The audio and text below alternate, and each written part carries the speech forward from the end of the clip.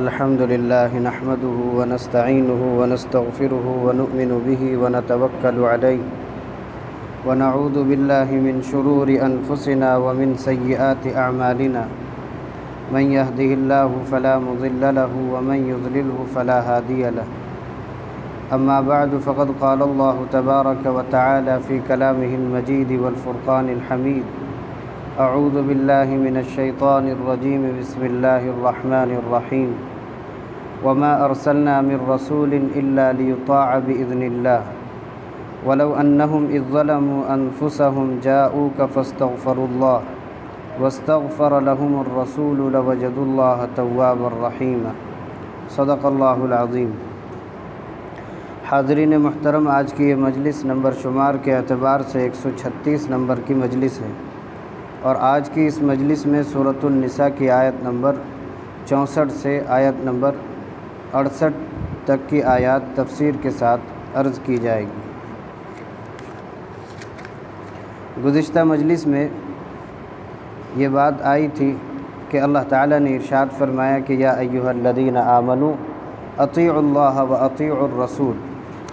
کہ اے ایمان والو، اللہ اور اس کے رسول کی اطاعت و فرما برداری کرو، اور اولو الامر کی،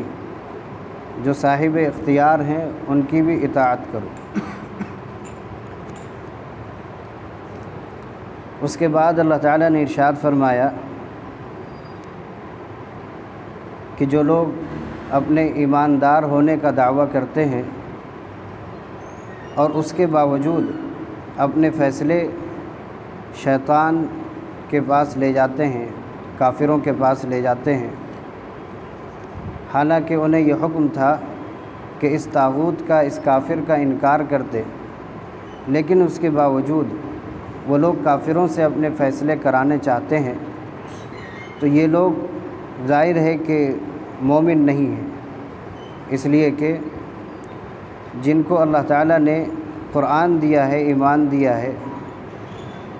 ان کے فیصلے بھی قرآن کے مطابق ہوں گے، ان کے فیصلے بھی رسول اللہ صلی اللہ علیہ وسلم کے مطابق ہوں گے. اگر اس کے خلاف فیصلے ہوتے ہیں اور فیصلہ چاہتا ہے کوئی، تو ظاہر ہے کہ وہ مومن کامل نہیں ہے. انہی چیزوں کا بیان کرتے ہوئے یہاں اللہ تعالیٰ نے ارشاد فرمایا کہ ہم نے جتنے بھی رسول بھیجے ہیں، تمام رسولوں کو بھیجنے کا مقصد یہ ہے کہ اللہ کے حکم سے ان کی اطاعت و فرما برداری کی جائے.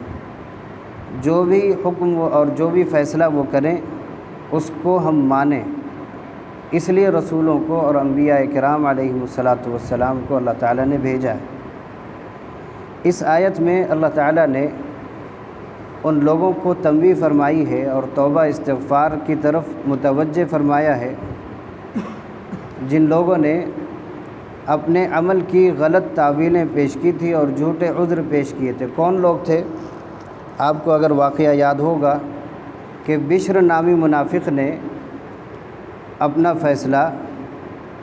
جو ایک یہودی کے ساتھ اس کا معاملہ ہوا تھا، وہ فیصلہ کرانے کے لیے کعب ابن اشرف کے پاس گیا تھا، جو کہ یہودیوں کا سردار تھا، جانا چاہتا تھا. لیکن جو یہودی تھا وہ یہ نہیں چاہتا تھا کہ کعب ابن اشرف سے ہم فیصلہ کرائیں، بلکہ نبی کریم صلی اللہ علیہ وسلم اس کا فیصلہ کریں. نہ چاہتے ہوئے یہ منافق شخص نبی کریم صلی اللہ علیہ وسلم کی خدمت میں پہنچا اور اس کے خلاف فیصلہ ہوا، یہودی کے موافق میں فیصلہ ہوا. تو اس نے اس کو ماننے سے انکار کیا اور فیصلے کے لیے یہ حضرت ابوبکر صدیق رضی اللہ عنہ کے پاس گیا. حضرت ابوبکر صدیق رضی اللہ عنہ نے بھی وہی فیصلہ سنایا جو نبی کریم صلی اللہ علیہ وسلم نے سنایا. یہ اس سے بھی راضی نہ ہوا تو حضرت عمر رضی اللہ عنہ سے فیصلہ کرانے آیا. تو حضرت عمر رضی اللہ عنہ نے اس کا سر تن سے جدا کر دیا، یہ کہہ کر کہ جو رسول اللہ کے فیصلے کو نہیں مانتا اس کا فیصلہ میرے نزدیک یہ ہے کہ اس کے سر کو میں اس کے تن سے جدا کر دوں. جب قتل ہو گیا تو اس کے جو ورثہ تھے، مقتول کے جو ورثہ تھے، وہ لوگ نبی کریم صلی اللہ علیہ وسلم کی خدمت میں حاضر ہو کر کہنے لگے کہ اللہ کے نبی، اس کا یہ مقصد نہیں تھا، بلکہ وہ آپس میں صلح کرانا چاہتے تھے کہ آپس میں کوئی ٹھیک ٹھاک بات ہو جائے۔ ظاہر ہے کہ یہ تعویل تھی، غلط تعویل تھی، جھوٹے عذر تھے۔ اس کا مقصد تو یہی تھا کہ ہمارا فیصلہ ہمارے مطابق ہو جائے، میری مرضی کے مطابق ہو جائے۔ تو اللہ تعالیٰ کہہ رہے ہیں کہ یہ لوگ جو اس کے وارثین ہیں ان کو یہ چاہیے تھا کہ نبی کریم صلی اللہ علیہ وسلم کی خدمت میں حاضر ہوتے اور آ کر کے آپ صلی اللہ علیہ وسلم سے کہتے کہ اللہ کے نبی ہم سے غلطی ہو گئی ہے اور اس شخص سے بھی غلطی ہوئی تھی، ہم آپ سے آپ کے سامنے اللہ سے معافی چاہتے ہیں، آپ بھی ہمارے لیے دعائے مغفرت کریں۔ یہ ان کو چاہیے تھا، لیکن اس کے باوجود انہوں نے اپنے غلط عمل کی تعویلیں کرنی شروع کر دی کہ ہمارا کچھ اور مقصد تھا، ہم یہ نہیں چاہتے تھے، ہمارے بندے کا بلا وجہ قتل ہوا ہے، لہذا اس کے قتل کی پاداش میں حضرت عمر کو قتل کیا جائے، ان کی یہ چاہت تھی۔ لیکن اللہ تعالیٰ نے ظاہر کر دیا کہ یہ شخص مسلمان اور پکا مسلمان نہیں تھا، یہ منافق شخص تھا۔ تو فرما رہے ہیں کہ وَلَوْ أَنَّهُمْ إِذْ ظَلَمُوا أَنفُسَهُمْ جَاءُوكَ فَاسْتَغْفَرُوا اللَّهَ، کہ انہوں نے جب اپنے آپ پر ظلم کیا تو یہ آپ کے پاس آتے، فَاسْتَغْفَرُوا اللَّهَ، اور اللہ سے مغفرت مانگتے، وَاسْتَغْفَرَ لَهُمُ الرَّسُولُ، اور رسول صلی اللہ علیہ وسلم بھی ان کے لیے دعائے مغفرت کرتے، تو کیا ہوتا؟ لَوَجَدُوا اللَّهَ تَوَّابًا رَحِيمًا، تو اللہ تعالیٰ کو بہت زیادہ توبہ قبول کرنے والے، رحم کرنے والے پاتا، کہ اللہ تعالیٰ بہت زیادہ رحم کرنے والے ہیں، اور اگر کوئی غلطی ہو گئی ہے اس کی توبہ اگر کوئی کرتا ہے تو توبہ کو قبول کرنے والے ہیں۔ یہاں مفسرین نے لکھا ہے کہ یہاں اللہ تعالیٰ نے ان لوگوں کے لیے شرط لگائی کہ آپ کی خدمت میں حاضر ہو کر کے دعائیں مغفرت کریں، اپنے لیے توبہ استغفار کریں۔ ایک ضابطہ توبہ کا یہ ہے کہ آدمی اگر مجمع میں توبہ کرے تب بھی، تنہائی میں توبہ کرے تب بھی، اس کی توبہ اگر صحیح ہے تو قبول ہو جاتی ہے۔ لیکن ان لوگوں نے نبی کریم صلی اللہ علیہ وسلم کے فیصلے کو نظر انداز کیا تھا، اور گویا آپ کی نبوت پر اور آپ کے فیصلے پر انہوں نے حملہ کیا تھا، اس لیے ان لوگوں کو حکم ہوا کہ پہلے آپ جا کر کے نبی کریم صلی اللہ علیہ وسلم کی خدمت میں جائیں اور وہاں جا کر کے توبہ استغفار کریں، اور نبی کریم صلی اللہ علیہ وسلم تمہارے لیے توبہ استغفار کریں گے تو ہم تمہارے گناہ کو معاف کر دیں گے۔ یہ ان کے لیے حکم تھا، یہ نہ کر کے وہ لوگ غلط تعویلیں کر رہے تھے کہ ہمارا کچھ اور مقصود تھا۔ اب یہاں ایک اور چیز ہے، ایک مضمون یہاں سے نکلتا ہے کہ یہ واقعہ اگرچہ منافق کے بارے میں اور یہ آیت منافق کے بارے میں نازل ہوئی، لیکن اس سے ایک بات یہ سمجھ میں آئی کہ جو شخص نبی کریم صلی اللہ علیہ وسلم کے زمانے میں آپ کی خدمت میں حاضر ہو کر کے توبہ استغفار کرتا تو اس کی توبہ اور استغفار قبول ہوتی،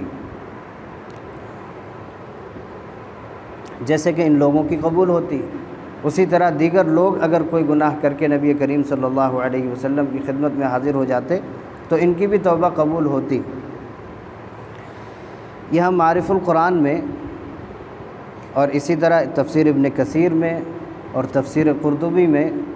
ایک واقعہ لکھا ہے۔ یہ حوالہ مقصود اس لیے ہے کہ یہ کبھی اعتراض کا سبب بن سکتا ہے، اس لیے کہتے ہیں حضرت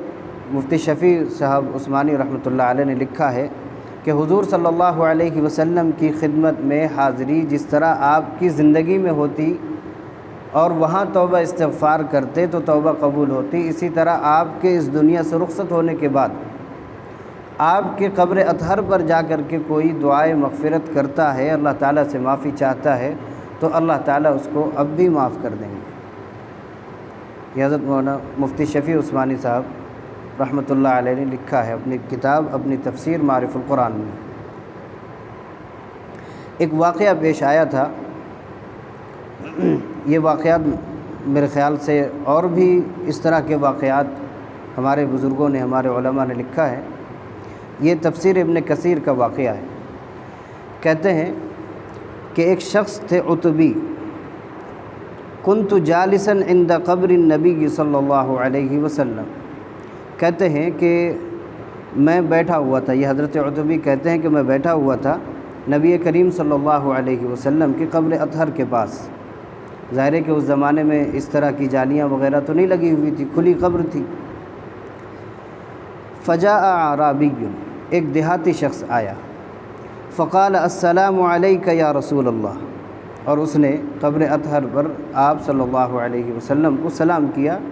کہا السلام علیک یا رسول اللہ، اور اس کے بعد کہتا ہے سمعت اللہ یقول، میں نے اللہ تعالیٰ کا یہ فرمان سنا ہے، وَلَوْ أَنَّهُمْ إِذ ظَّلَمُوا أَنفُسَهُمْ جَاءُوكَ فَاسْتَغْفَرُوا اللَّهَ، کہ جنہوں نے اپنی جانوں پر ظلم کر لیا ہے، اگر وہ آپ کے پاس آ کر کے دعائے مغفرت کریں، توبہ استغفار کریں، تو لَوَجَدُوا اللَّهَ تَوَّابًا رَحِيمًا، تو اللہ تعالیٰ کو توبہ قبول کرنے والا پاؤ گے۔ تو میں نے اللہ تبارک و تعالیٰ کا یہ فرمان سنا ہے۔ کہتے ہیں وَقَدْ جِئْتُ مُسْتَغْفِرًا لِذَنْبِي، اس کلام کو سن کر کے میں آپ کے پاس آیا ہوں اپنے گناہوں کی معافی چاہنے کے لیے، اللہ تعالیٰ سے، نبی سے نہیں، اللہ تعالیٰ سے، آپ کی خدمت میں ہم حاضر ہوئے۔ مستشفعاً بک الی ربی، اور آپ سے اپنے رب سے سفارش چاہتے ہیں کہ آپ ہمارے لیے معافی چاہیے اللہ تعالیٰ سے، جیسے کہ اللہ نے فرمایا نا کہ تم گناہ کی توبہ وہاں کرو، اور نبی کریم صلی اللہ علیہ وسلم بھی تمہارے لیے توبہ استغفار، تمہارے لیے دعائے مغفرت کریں۔ تو یہ کہہ رہے ہیں کہ میں آپ کے پاس آیا ہوں آپ سے شفاعت آپ کی چاہنے کے لیے۔ اس کے بعد اس نے کچھ شعر پڑھے ہیں، وہ شعر لکھا ہے، میں نے نقل نہیں کر رہا ہوں آپ حضرات کے سامنے۔ کہتے ہیں کہ ثم انصرف الاعرابی، جب اس نے اپنے اشعار پڑھ لیے اور اپنے گناہوں کا اس نے اظہار کر لیا، توبہ استغفار کر لیا، تو اس کے بعد وہ شخص وہاں سے چلا گیا۔ کہ فغلبتنی عینی، راوی کہتے ہیں کہ میری آنکھ لگ گئی، میں وہیں بیٹھا ہوا تھا، میری آنکھ لگ گئی۔ فرأیت النبی صلی اللہ علیہ وسلم فی النوم، تو میں نے نبی کریم صلی اللہ علیہ وسلم کی زیارت کی خواب میں۔ کہ فقال یا عتبی، آپ نے فرمایا کہ عتبی اس کو بشارت سنا دو، ان اللہ قد غفر لہ، کہ اللہ تعالیٰ نے اس کی مغفرت کر دی ہے، اس نے گناہ کی معافی چاہی ہے، اس نے توبہ استغفار کیا ہے، اللہ تعالیٰ کی طرف سے اس کے لیے معافی کا اعلان ہے۔ یہاں اعتراض کیوں پیدا ہو سکتا ہے؟ ظاہر ہے کہ یہ ہمارے نزدیک تو اعتراض کی کوئی بات اس میں تو ہے نہیں۔ اعتراض یہ پیدا ہو سکتا ہے کہ اگر اس طرح کے واقعات کو ہم لوگوں کے سامنے بیان کریں گے تو یہ بات لوگوں میں آ سکتی ہے کہ جب نبی کریم صلی اللہ علیہ وسلم کی قبر سے وہاں جا کر کے توبہ استغفار کیا جا سکتا ہے، اور نبی کریم صلی اللہ علیہ وسلم کو اپنا سفارشی ہم بنا سکتے ہیں، تو بزرگان دین کو کیوں نہیں سفارشی بنائیں؟ یہ اعتراض ہو سکتا ہے۔ لیکن ظاہر ہے کہ نبی کریم صلی اللہ علیہ وسلم کی ذات کہاں اور اولیاء کرام کا مقام، دونوں کو تو برابر وزن میں تو نہیں لایا جا سکتا۔ وہ اللہ کے نبی کا مقام ہے، اور اللہ تبارک و تعالی نبی ہی کے لیے خاص کہہ رہے ہیں۔ یہ نہیں فرمایا کہ آپ کے بعد جو لوگ آئیں گے ان کے پاس بھی اگر کوئی آ کر کے معافی مانگے گا، توبہ استغفار کرے گا، اور وہ اس کے لیے توبہ دعائیں مغفرت کریں گے تو ہم اس کی مغفرت کر دیں گے، اس کا تو اعلان نہیں ہے، اس کا کوئی اعلان نہیں ہے۔ یہ صرف رسول کے ساتھ خاص ہے اور نبی کریم صلی اللہ علیہ وسلم کے ساتھ خاص ہے، اس لیے یہاں اعتراض کی بات نہیں ہونی چاہیے۔ اس سے یہ دلیل نہیں پکڑی جا سکتی ہے کہ ہم بزرگان دین کی قبروں پر جا کر کے ان سے دعا ہی تو منگواتے ہیں۔ ظاہر ہے کہ اللہ کے نبی صلی اللہ علیہ وسلم اپنے قبر اطہر میں زندہ ہیں، اس کا تو ہمیں اعتقاد ہے اور یقین ہے، لیکن بزرگان دین زندہ ہیں یہ کوئی ضروری نہیں ہے، اس کے لیے کوئی حتمی فیصلہ نہ حدیث میں آیا نہ قرآن میں آیا، یہ تو انبیاء کے لیے آیا۔ تو انبیاء زندہ ہیں، جس طرح زندگی میں ان سے دعائے مغفرت کی تمنا کی جا سکتی تھی، ان کی اس دنیا سے رخصت کے بعد بھی کی جا سکتی۔ وہ کیسے؟ کیا آپ کو معلوم ہے کہ نبی کریم صلی اللہ علیہ وسلم کے قبر اطہر پر فرشتے جو لوگ آپ کے قبر سے باہر دوسری جگہ رہ کر کے درود پڑھتے ہیں وہ درود آپ تک پہنچا دیے جاتے ہیں۔ تو کیسے پہنچائے جائیں گے؟ جب آپ زندہ نہیں ہیں تو پتہ چلا کہ آپ اپنے قبر مبارک میں حیات سے ہیں۔ اور اسی طرح جب ہم وہاں جاتے ہیں تو ہم کیا کرتے ہیں؟ سلام پڑھتے ہیں، سلام کی اجازت ہے۔ اور حدیث میں بھی آیا کہ کوئی شخص اگر میرے روضے پر آ کر کے کوئی سلام پڑھتا ہے، درود پڑھتا ہے، تو میں اس کو خود سنتا ہوں۔ تو سنے گا کون؟ جو اپنے قبر میں حیات سے ہوگا۔ اور یہ نبی کریم صلی اللہ علیہ وسلم کی شان ہے، اور جو دیگر انبیاء ہیں ان کی بھی یہ شان ہے، لیکن اولیاء کرام کی یہ شان نہیں ہے۔ کسی کو اگر اللہ تعالیٰ عطا فرما دے تو یہ اور بات ہے، لیکن خاص نہیں ہے کہ ان کو یہ چیز ملے گی، اس لیے اس سے استدلال نہیں کیا جا سکتا۔ اسی طرح ایک اور واقعہ ہے تفسیر قرطبی میں کہ حضرت علی رضی اللہ عنہ کہتے ہیں کہ ہمارے پاس ایک دیہاتی آیا اور ہمیں ابھی نبی کریم صلی اللہ علیہ وسلم کو قبر اطہر میں دفن کیے ہوئے 3 دن گزرے تھے، اور وہ دیہاتی وہاں آ کر کے اپنے آپ کو نبی کریم صلی اللہ علیہ وسلم کی قبر اطہر پر گرا دیا، ڈال دیا اپنے آپ کو۔ وحصا علی رأسہ من ترابہ، اور آپ کی قبر اطہر کی مٹی اپنے سر پر اس نے ڈالنا شروع کیا، اور کہنے لگا یا رسول اللہ فسمعنا قولک، ہم نے آپ کے قول کو سنا، آپ کی بات سنی جو اللہ تعالیٰ نے آپ کے ذریعے سے ہم تک پہنچائی، وہ بات ہم نے سنی ہے۔ وقد ظلمت نفسی، تو میں نے اپنی جان پر ظلم کیا ہے، میں نے گناہ کیا ہے۔ وقد جئتک تستغفر لی، اور میں آپ کے پاس اس لیے آیا ہوں کہ آپ میرے لیے دعائے مغفرت فرما دیں۔ فنودی من القبر، تو قبر سے آواز آئی انہ قد غفر لک، کہ تیری مغفرت کر دی گئی۔ یہ تفسیر قرطبی کے حوالے سے۔ تو نبی کریم صلی اللہ علیہ وسلم کے قبر اطہر پر اگر حاضری ہو اور وہاں جا کر کے آدمی توبہ استغفار کرے اور نبی کریم صلی اللہ علیہ وسلم سے بھی سفارش کی درخواست کرے تو انشاءاللہ اللہ تعالیٰ گناہوں کو معاف فرما دیں۔ اگلی آیت ہے فلا وربک لا یؤمنون حتی یحکموک فیما شجر بینہم ثم لا یجدوا فی انفسہم حرجا مما قضیت ویسلموا تسلیما۔ اس آیت میں اللہ تعالیٰ نے نبی کریم صلی اللہ علیہ وسلم کی عظمت اور بزرگی اور آپ کی اتباع ضروری ہے اس کا ذکر فرمایا، اور کس قدر ضروری ہے اس کو واضح فرمایا ہے کہ فرمایا فلا وربک، قسم ہے آپ کے رب کی، قسم کھا کر کے اللہ تعالیٰ ارشاد فرما رہے ہیں قسم ہے آپ کے رب کی، لا یؤمنون، کہ لوگ مومن نہیں ہو سکتے ہیں، یہ لوگ مومن نہیں ہو سکتے، حتی یحکموک، یہاں تک کہ آپ اپنے آپسی جھگڑے میں آپ کو حکم نہ بنائیں،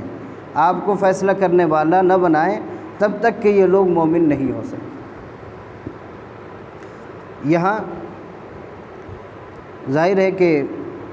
جو بشر نامی منافق تھا اس نے نبی کریم صلی اللہ علیہ وسلم کے فیصلے کو نہیں مانا، اس کا مطلب یہ ہے کہ اس نے آپ کو فیصلہ کرنے والا، صحیح فیصلہ کرنے والا اس نے نہیں سمجھا تھا، ظاہر ہے وہ مومن نہیں رہا۔ 3 چیزیں بتلائی ہیں، پہلے ترجمہ دیکھ لیں، اس کے بعد میں آپ اگلی بات عرض کروں گا۔ تو سب سے پہلے فرمایا کہ مومن کامل کی علامتوں میں سے ایک علامت یہ ہے کہ حتی یحکموک فیما شجر بینہم، اپنے آپسی جھگڑوں میں آپ کو فیصل بنائیں۔ ثم لا یجدوا فی انفسہم حرجا مما قضیت، پھر جس چیز کا آپ فیصلہ کر دیں اس میں وہ کوئی تنگی محسوس نہ کریں، اپنے دل میں کوئی کسی طرح کی تنگی محسوس نہ کریں۔ فرمایا تیسری چیز وَيُسَلِّمُوا تسلیما، اور دل و جان سے اس کو قبول کر لیں کہ آپ نے جو فیصلہ فرما دیا وہ حق ہے، چاہے ہمارے خلاف ہی کیوں نہ ہو، ہمارے مزاج کے خلاف ہی کیوں نہ ہو۔ اگر ہم نے اس میں کسی بھی طرح کی دل میں یہ بات رکھی کہ کچھ ہمارے خلاف فیصلہ ہو گیا اور ہم نے کوئی کدورت دل کے اندر پال لی تو یہ ایمان کامل نہیں ہے، پھر گویا نفاق ہے دل کے اندر، ایمان کے اندر یہ مومن نہیں ہے، منافق ہے، جیسا کہ اس منافق نے آپ کے فیصلے کو نہیں مانا تھا۔ یہ تو قرآن کریم کی اس آیت میں ہے۔ نبی کریم صلی اللہ علیہ وسلم نے خود ارشاد فرمایا والذی نفسی بیدہ، قسم ہے اس ذات کی جس کے قبضے میں میری جان ہے، لا یؤمن احدکم حتی یکون ہواہ تبعا لما جئت بہ،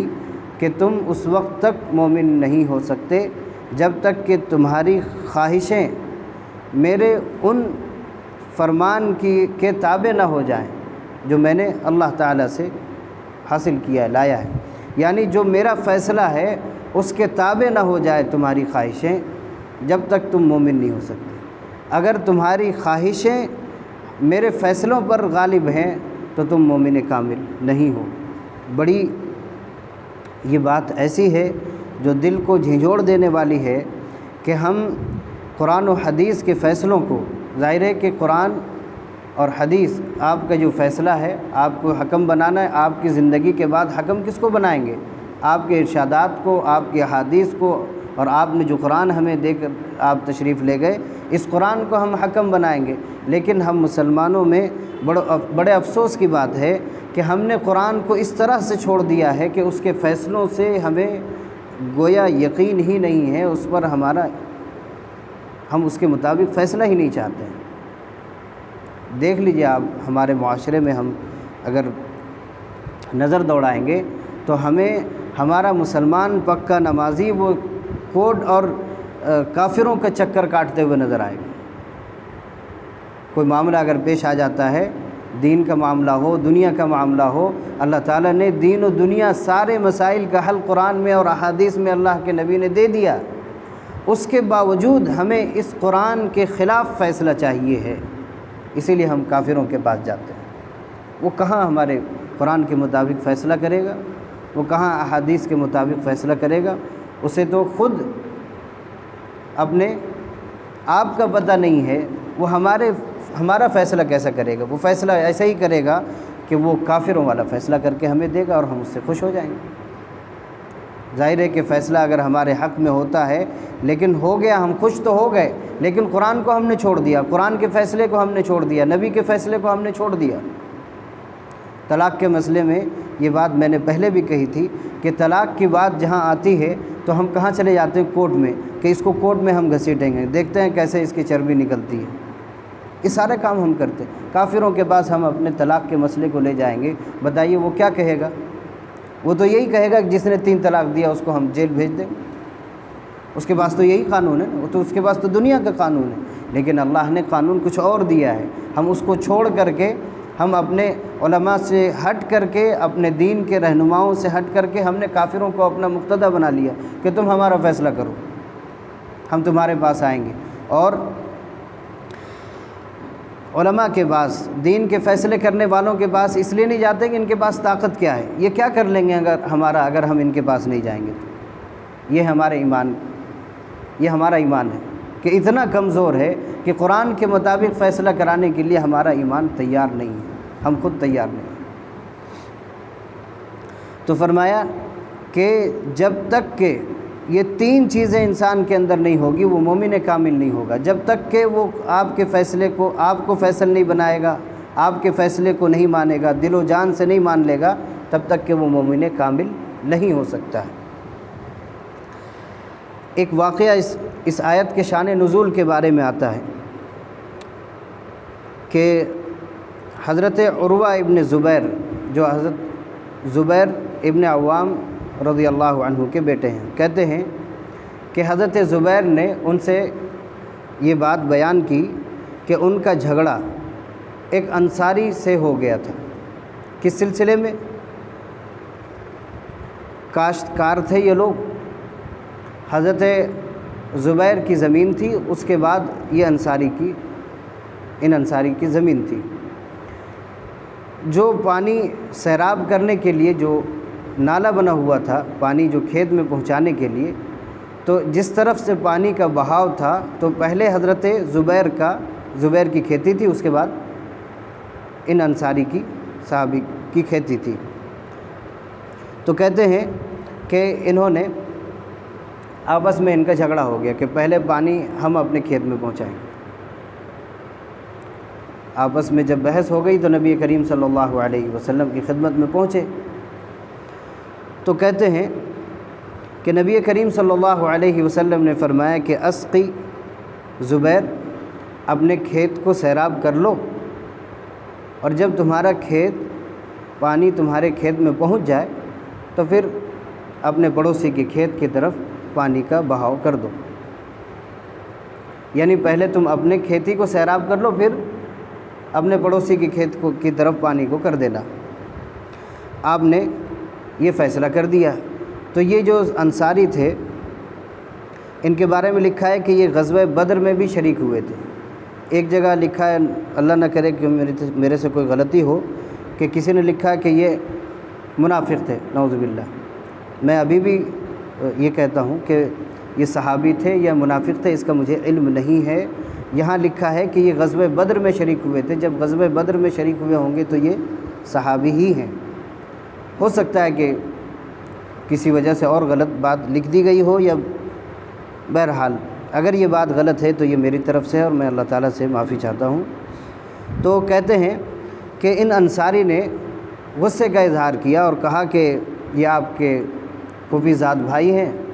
آپ نے فیصلہ کر دیا ان کے بارے میں۔ تو نبی کریم صلی اللہ علیہ وسلم کا چہرہ بدل گیا، متغیر ہو گیا، اور فرمایا کہ اسقی یا زبیر، کہ اے زبیر اپنے کھیت کو سیراب کرو، ثم احبس الماء حتى يرجع الى الجدر، اور پانی اتنا روکے رکھو اپنے کھیت میں کہ اس کی کیاریوں تک پانی پہنچ جائے، جو بنی ہوتی ہے میڑ وہاں تک پانی پہنچ جائے، اور جب اتنا پانی تمہارے کھیت میں آ جائے پھر ان کے لیے اپنے پانی کے نالے کو کھول دینا۔ اس میں یہ بات ہے کہ پہلے جو فیصلہ نبی کریم صلی اللہ علیہ وسلم نے فرمایا تھا، اس میں ان انصاری کے لیے بھی فائدہ تھا کہ تھوڑا اپنے کھیت میں یہ پانی پہنچا لیتے اور باقی پانی پھر ان کے کھیت میں پہنچ جاتا، لیکن ان کو اس بات سے ناراضگی ہوئی۔ تو کہتے ہیں نبی کریم صلی اللہ علیہ وسلم نے حضرت زبیر رضی اللہ عنہ کے بارے میں فیصلہ کر دیا کہ آپ پہلے اپنے کھیت کو پورا سیراب کر لیں، پھر پانی آپ چھوڑیں۔ نبی کریم صلی اللہ علیہ وسلم نے پہلے فیصلہ فرمایا تھا، وہ دونوں کے لیے صحیح تھا اور دونوں کے حق میں فائدہ مند تھا، لیکن اب یہ ہو گیا کہ اگر پانی یہ چاہیں گے تو چھوڑیں گے اور چاہیں گے تو اپنا پورا کھیت بھر کر کے پانی آگے بھیجیں گے۔ حضرت عروہ کہتے ہیں کہ حضرت زبیر رضی اللہ عنہ نے فرمایا کہ یہ آیت میرے ہی مسئلے میں نازل ہوئی کہ آپ آپس کے جھگڑے میں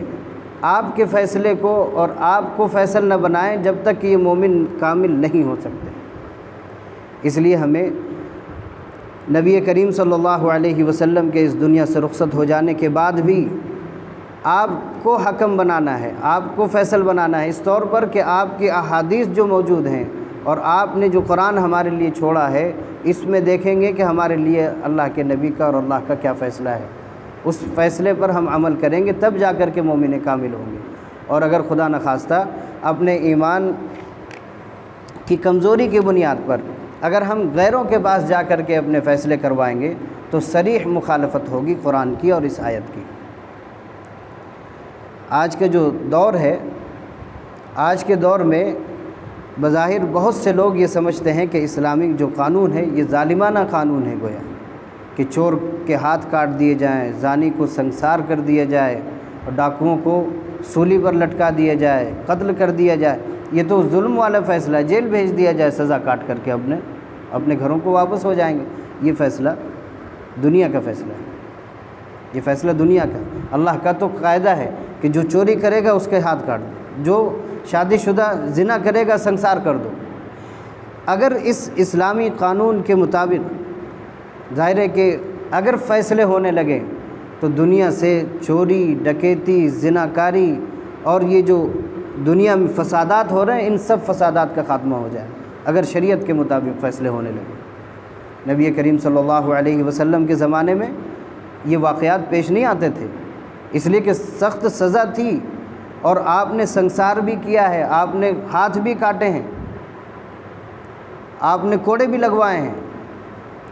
یہ سزا جب تک نافذ تھی تب تک زناکاری، بدکاری اور چوری، ڈکیتی یہ بہت کم ہوا کرتی تھی، لیکن جب آج دنیا کے اندر اسلام کا قانون ہٹا تو تو چوری ڈکیتی زناکاری یہ عام ہو گئی، اور اس قدر عام ہو گئی کہ یہ رو کے بھی نہیں رک سکتی ہے کہ 4 سال کی جیل کاٹ کے آ جائیں گے، پھر کیا ہوگا، پھر وہی کریں۔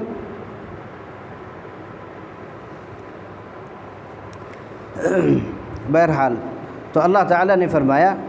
کہ آپ کو اپنے معاملے میں حکم بنائیں، آپ کے فیصلے پر راضی رہیں اور دل و جان سے راضی رہیں، یہ مومن کامل کی علامت ہے۔ 2 آیت ہے بہت مختصر۔ فرمایا وَلَوْ أَنَّا كَتَبْنَا عَلَيْهِمْ أَنِ اقْتُلُوا أَنفُسَكُمْ أَوِ اخْرُجُوا مِنْ دِيَارِكُمْ مَا فَعَلُوهُ إِلَّا قَلِيلٌ مِّنْهُمْ۔ اس آیت میں اللہ تعالیٰ نے نبی کریم صلی اللہ علیہ وسلم، گزشتہ جو آیت گزری ہے اس میں فرمایا کہ رسول اللہ صلی اللہ علیہ وسلم کے حکموں کی یہ لوگ فرما برداری کریں، آپ کے حکم کو مانیں، دل و جان سے مانیں۔ یہ حکم ایسا تھا کہ اس پر عمل کرنا کوئی مشکل چیز نہیں تھی، مشکل کام نہیں تھا، عمل کر سکتے تھے۔ اس کے باوجود ان یہودیوں نے اور منافقوں نے اس پر عمل نہیں کیا۔ فرما رہے کہ وَلَوْ أَنَّا كَتَبْنَا عَلَيْهِمْ، اگر ہم ان پر فرض کر دیتے أَنِ اقْتُلُوا أَنفُسَكُمْ کہ اپنے جانوں کو قتل کرو،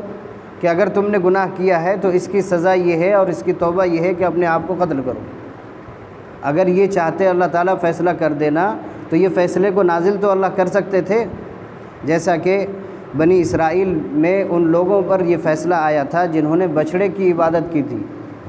ان کو فرمایا کہ فَتُوبُوا إِلَىٰ بَارِئِكُمْ فَاقْتُلُوا أَنفُسَكُمْ، اپنے رب سے توبہ کرو اور پھر اپنے آپ کو قتل کرو۔ اس کے نتیجے میں 70,000 لوگ قتل ہوئے تھے، اپنے توبہ کی معافی میں 70,000 لوگ قتل ہوئے تھے بنی اسرائیل میں۔ اگر یہ اس زمانے میں یہ اللہ تعالیٰ یہ فیصلہ نازل کر دیتے تو یہی یہودی جن کے باپ داداؤں نے اپنے آپ کو قتل کیا تھا، یہ لوگ قتل نہیں کرتے اپنے آپ کو۔ یہ اللہ کے نبی کے چھوٹے سے حکم کو، یعنی اس حکم کو جس کو یہ کر سکتے ہیں نہیں کر رہے ہیں، تو قتل والے معاملے کو یہ کیسے انجام دیتے؟ اَوْ اخْرُجُوا مِنْ دِيَارِكُمْ، یا اپنے گھروں سے نکل جاؤ، اپنے گھروں کو چھوڑ دو، یہ حکم اگر اللہ تعالیٰ دے دیتے تو فرمایا ما فعلوہ، تو یہ ایسا کبھی نہیں کرتے، نہ اپنے آپ کو قتل ہی کرتے نہ اپنے گھروں کو چھوڑتے، الا قلیل منہم، مگر یہ کہ ان میں سے تھوڑے لوگ ایسے ہیں جو یہ کام کر گزرتے۔ تھوڑے لوگوں سے مراد صحابہ اکرام رضی اللہ عنہم، جو مومنین مخلصین ہیں، وہ نبی کریم صلی اللہ علیہ وسلم کے احکامات پر اور اللہ کے احکام پر اپنی جان کو قربان کرنے کے لیے تیار تھے۔ جب یہ آیت نازل ہوئی تو حضرت ابو بکر رضی اللہ عنہ نے عرض کیا یا رسول اللہ واللہ لو امرتنی ان اقتل نفسی لفعلت، اگر اللہ مجھے حکم دیتے کہ اپنے آپ کو قتل کر دو تو میں ضرور اپنے آپ کو قتل کر دیتا، اگر اللہ کا حکم ہو جاتا تو۔ یعنی یہ جو فرمایا کہ الا قلیل منہم، چند لوگ ہیں جو اپنے آپ کو قتل کر لیتے، تو ان میں سے حضرت ابو بکر صدیق رضی اللہ عنہ۔ اسی طرح نبی کریم صلی اللہ علیہ وسلم نے اس آیت شریفہ کی تلاوت کی، اور تلاوت فرمانے کے بعد حضرت عبداللہ ابن رواحہ رضی اللہ عنہ کی طرف اشارہ کر کے فرمایا کہ لو ان اللہ كتب ذلك لكان هذا من اولئک القلیل، کہ اگر اللہ تعالیٰ یہ فیصلہ کر دیتے کہ تم اپنے آپ کو قتل کر دو تو حضرت عبداللہ ابن رواحہ کی طرف اشارہ کر کے فرمایا کہ یہ اس حکم پر اپنے آپ کو قتل کرنے والوں میں ہو جاتے۔ یہ صحابہ کی شان تھی جس کے بارے میں نبی کریم صلی اللہ علیہ وسلم خود گواہی دے رہے ہیں کہ اگر اللہ یہ حکم کر دیتے تو یہ لوگ قتل ہو جاتے۔ اور ظاہر ہے کہ جنگ غزوے میں اور غزوات میں صحابہ اکرام کتنے شہید ہوئے اور شہادت کی تمنا بھی رکھتے تھے اور شہید بھی ہوئے۔ فرمایا کہ وَلَوْ أَنَّهُمْ فَعَلُوا، اگر یہ لوگ یعنی یہ منافق لوگ جن چیزوں کا انہیں حکم دیا جا رہا ہے، جن چیزوں کی نصیحت انہیں کی جا رہی ہے، اگر وہ اس پر عمل کر لیتے، نبی کریم صلی اللہ علیہ وسلم کے حکم پر عمل کر لیتے، لَكَانَ خَيْرًا لَهُمْ، تو یہ ان کے لیے بہتر ہوتا، وَأَشَدَّ تَثْبِيتًا، اور ایمان کو زیادہ پختہ کرنے والا تھا۔ یعنی ان لوگوں کے دل میں نفاق جو چھپا ہوا تھا، اگر اس حکم پر عمل کر لیتے تو یہ پکے مسلمان ہو جاتے۔ اس حکم پر عمل کر لینے سے یہ پکے درجے کے مسلمان ہو جاتے۔ اور ان کا ایمان مکمل اور کامل ہو جاتا، مومنین مخلصین میں شامل ہو جاتے یہ لوگ، اور جب یہ لوگ مومن مخلصین میں شامل ہو جاتے تو کیا انعام اللہ کی طرف سے ملتا؟ وَإِذًا لَآتَيْنَاهُم مِّن لَّدُنَّا أَجْرًا عَظِيمًا، اگر یہ آپ کے حکموں کی فرما برداری کرتے، آپ کے فیصلے کو مانتے تو ہم اس وقت ان کو اپنے پاس سے ضرور اجر عظیم عطا کرتے، خوب اجر دیتے ان کو۔